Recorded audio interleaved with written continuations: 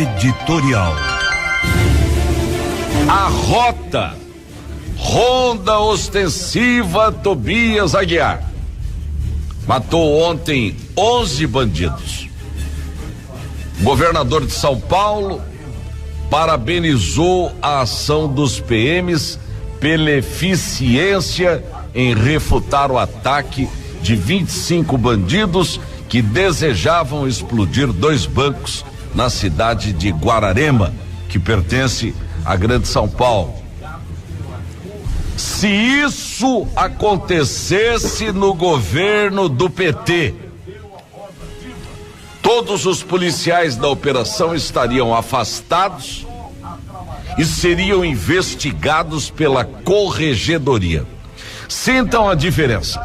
No passado, o policial perdeu a voz ativa, teve sua função desmoralizada, passou a trabalhar contra o crime com medo. Era necessário fomentar essa guerra. Bandidos protegidos, população amedrontada, policiais ameaçados e desmoralizados. Enquanto isso, os donos do poder roubavam, mandavam dinheiro para Cuba, para Venezuela, para Bolívia, e a sociedade brasileira se virando nos 30 para sobreviver à violência e pagar imposto. Bandidos ganharam proteções especiais, inclusive de organismos nacionais e internacionais e até dos direitos humanos. Foi uma ação inteligente da esquerda. Afinal, um povo com medo, policiais acuados pelo próprio Estado, não veem aquilo de ruim que estava acontecendo. Foi assim em Cuba, foi assim na Venezuela, foi assim na Bolívia e também se repetiu nos países comunistas, como na Rússia. Enquanto o povo se preocupava com a sobrevivência, o regime tinha tempo de ir eliminando os seus oposicionistas, pessoas que pensavam pelo povo, jornalistas, artistas incômodos com músicas, com pinturas, com expressões artísticas, etc. Lá na Rússia, o governo bolchevique matou em 1917 cerca de 200 mil pessoas. Mas a fome e as doenças mataram entre 1.400.000 a 2,2 milhões de pessoas, de uma população de 7 milhões à época. Os governos de esquerda têm um joguinho manjado, mas que sempre funciona. Calam a imprensa, desmoralizam as autoridades, rasgam os códigos e finalmente calam o povo, assim como Maduro está tentando fazer na Venezuela.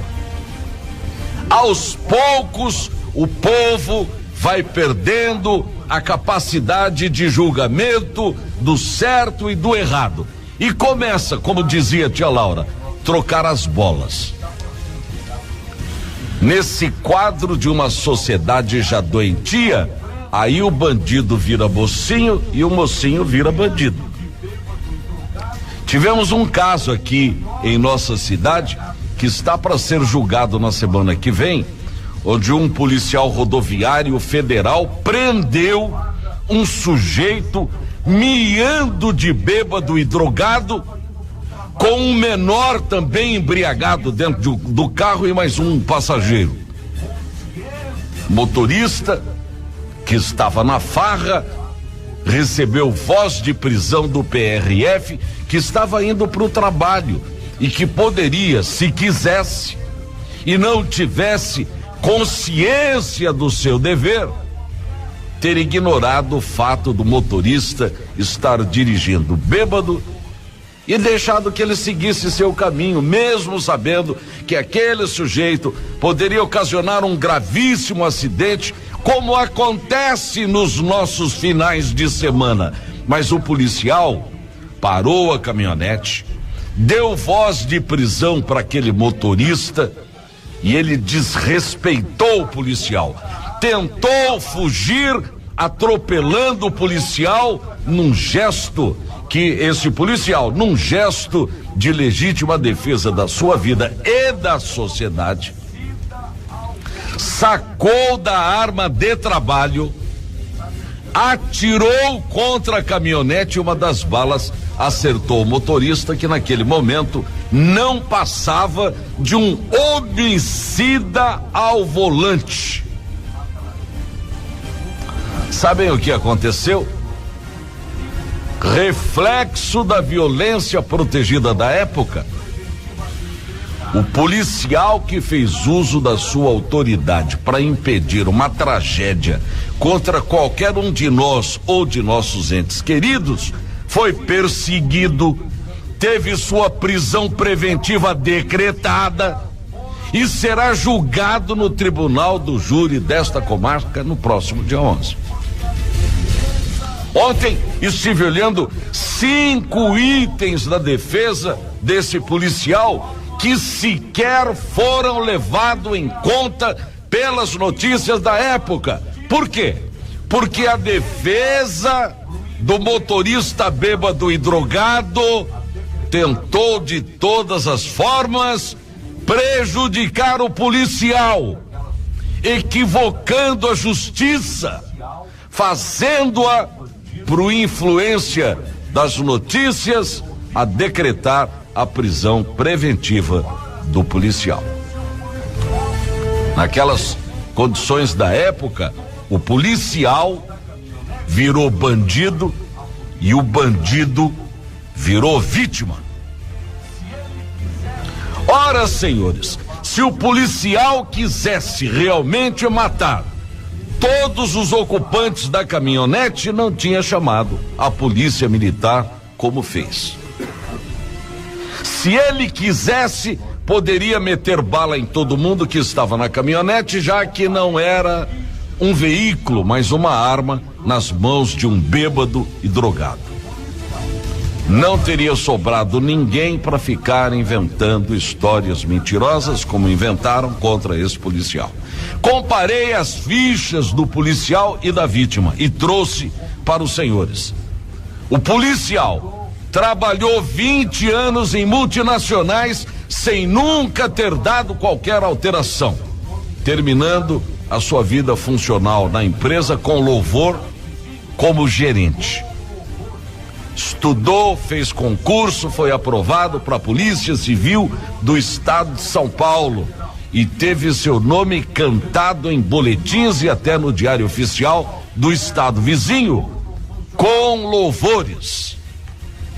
Estudou, passou e entrou na Polícia Rodoviária Federal e nunca, vejam, nunca teve qualquer desabono funcional. Fizeram daquele homem, que será julgado, um bandido. E do bandido que morreu, uma quase pobre vítima. Vamos ver a ficha do motorista bêbado e drogado que foi morto ao resistir à prisão e tentar fugir do local, mesmo correndo o risco de matar ou invalidar o policial que o prendeu. Várias condenações sem que ele respeitasse as proibições impostas pela justiça. Como? Estava proibido de frequentar bares. Nunca respeitou isso. Estava proibido de beber. Nunca respeitou isso. Foi preso roubando energia elétrica da Energisa. Bateu numa empregada porque ela queria os seus direitos trabalhistas. Acusou uma empregada, agora pasmem, porque essa aqui é braba, alegando que a empregada estava roubando restos de comida que vinham das mesas e que iam certamente para o lixo. Notem, senhores, a mesquinhez, a insensatez, a calhordice daquele homem que quiseram transformá-lo numa vítima, alegando que ele era bonzinho e o policial um assassino. A folha pregressa daquele motorista indica que era um bandido disfarçado de empresário. Tinha tudo de bandido. A sua virtude era que tinha amigos influentes dentro de alguns escalões da justiça. Então, senhores, faço este editorial para mostrar o quanto a opinião pública foi manipulada com notícias falsas, mentirosas e inverídicas.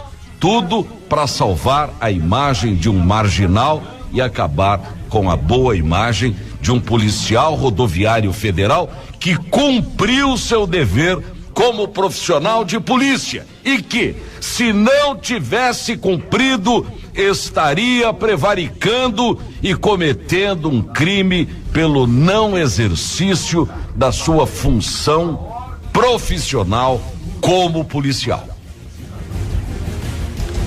Era assim que faziam as coisas nos tempos em que a esquerda comandava este país. Os bandidos em primeiro lugar, a lei, a ordem e a sociedade em último.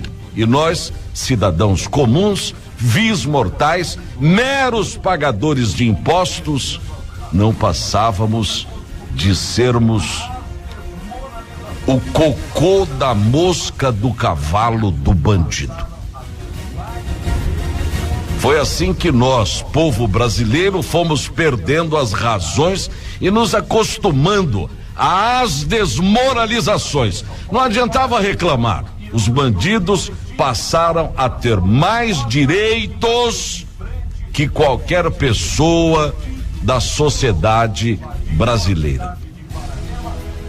Ontem o governador de São Paulo parabenizou e elogiou em boletim a operação da Rota, que bateu de frente com 25 bandidos ao todo que invadiram a cidade de Guararema, a 80 quilômetros da capital, para explodir 2 bancos. Dos 25 que estavam na operação, 11 foram mortos, 3 foram presos. Os outros escaparam, mas estão sendo caçados. E esse caçado que eu estou dizendo é com C cedilha. Eles estão sendo caçados como agulha no palheiro, e se não se entregarem a Rota, eles vão morrer. Agora, nesses novos tempos não é mais demérito, não é mais vergonha um governador de estado como o de São Paulo parabenizar o trabalho da Polícia Militar, dando à Rota o estímulo necessário para limpar o vizinho estado do banditismo. E agora não tem mais aquele mimimi do tal direitos humanos que nos governos passados parecia ter se especializado em se condoer com o destino dos bandidos e não do povo e nem dos policiais. Eu mesmo fui processado porque disseram que neste programa havíamos dito que bandido bom era bandido morto. Na verdade, nunca tínhamos dito, mas o Brasil inteiro repetia isso a todo instante. Acho que o Brasil está sendo reconduzido à sua normalidade. O Brasil está sendo reconduzido a um país aonde a lei e a ordem parece estar voltando a ser colocada acima de tudo, dentro dos padrões de uma sociedade que já não tinha mais a quem recorrer. A bandidagem havia crescido tanto, se agigantado tanto, que agora, no embate final, vai morrer muita gente. Ou a polícia e a justiça chama para si as regras e o compromisso de dar à sociedade tranquilidade, ou este país explodirá em violência, porque o que vimos foi a esquerda criar um choque na sociedade de irmãos contra irmãos, de uma violência inenarrável, dos coitadinhos que roubavam, matavam, estupravam, porque não tinham tido oportunidades. E o povo silenciosamente trabalhando e pagando impostos, lutando bravamente contra uma coisa que sequer conhecia. Tenho muita pena do policial rodoviário federal que, cumprindo o seu dever, pulou de homem exemplar, de cidadão exemplar, de policial exemplar para bandido, sendo que o bandido que ele matou no cumprimento do seu dever, naquela loucura do passado, antes da era Bolsonaro, virou mocinho, virou coitadinho, virou vítima. Mas continua acreditando na justiça, no preparo dos homens de bem, na verdade que está para aparecer e brilhar nesse julgamento do próximo dia 11. Não será o julgamento de um bandido contra um mocinho. Será a devolução justa do brilho do homem de bem, do policial cumpridor do seu dever, contra um momento político e administrativo deste país, aonde a ordem foi pervertida, invertida e a verdade aprisionada, estuprada pela nossa ignorância. Ignorância também estupra leis, senhores. E que agora esperamos que deverá ser mostrado todo o seu esplendor por ter sido pervertida e virada do avesso. Pensem nisso. Bom dia.